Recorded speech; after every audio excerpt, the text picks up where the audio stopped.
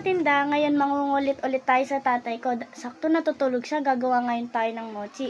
Ito yung mga kasama ko. Alam niyo ba yung dalawang Japanese na gumagawa ng mochi? Ito siya, oh.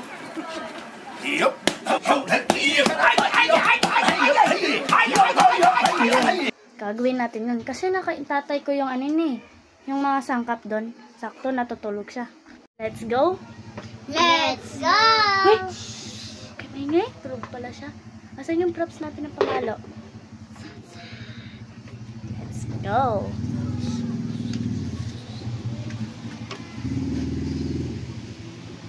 Let's go! A few moments later.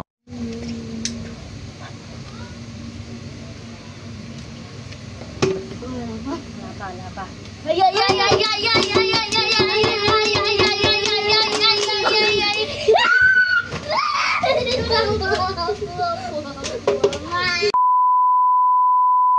Pagtripan na naman ako ng 3 ha.